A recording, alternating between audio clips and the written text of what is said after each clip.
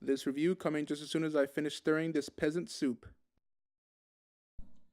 Hey everyone, Will here with a review of Marco Polo episodes 7 and 8.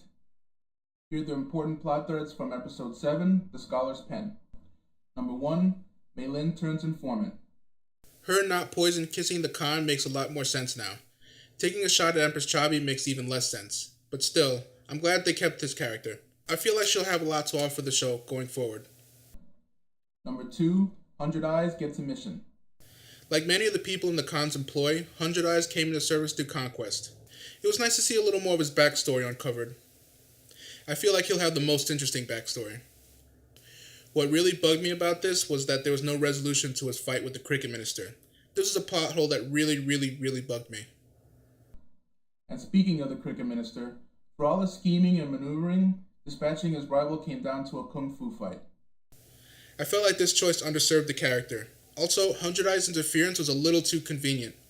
I was really anticipating a badass kung fu fight, but sadly, it didn't happen.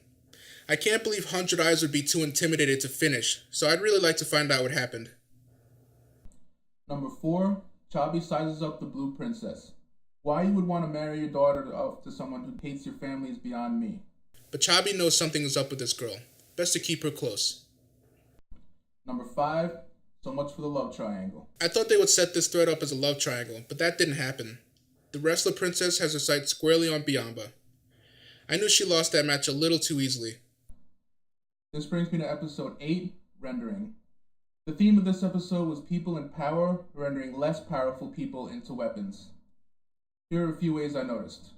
Number 1, the wrestler princess has ulterior motives.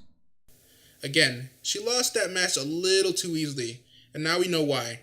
This casts some shade over whether or not she really loves Biamba, or whether she's setting herself up to further her father's ambitions, whatever they may be. They're probably not good. Number 2, Minister Ahmad has plans for Mei Lin. Whether those plans are romantic or otherwise is unclear, but this guy's up to something. He's definitely playing the long game. Number 3, Tolga gets what he deserves. This guy could not take a hint. First, she sets you up to get bitten by a poisonous snake. Then, she outright tells you to get lost. She does not want you, dude. She's a princess now. The arrow through the back seemed to get the message across. Actually, I kind of felt bad for the guy. She strung this dude along. In a way, she got what she deserved too. Number 4, enemies come face to face. I felt like the Khan hadn't been the same since the first 2 episodes. Here, he gets to puff his chest out a little bit. As soon as I saw him taunt the cricket minister after showing him Empress Chabi was alive, I knew the final battle wouldn't go well. Plus, the cricket minister was a little too calm and smug at that scene. Number 5, the princess confesses. I felt like this is a microcosm of the season as a whole. Marco shows himself to be smart, but then he goes and does something really stupid. I can't totally blame him though. In his shoes, I probably would have done the exact same thing. Okay, I would have done the exact same thing. Still though, I wonder if he'll suffer the same fate as poor Tolga. Poor, stupid Tolga. I'll leave you now with the power rankings. If you disagree with anything I said, leave a comment below. We'll pick up the threads next episode.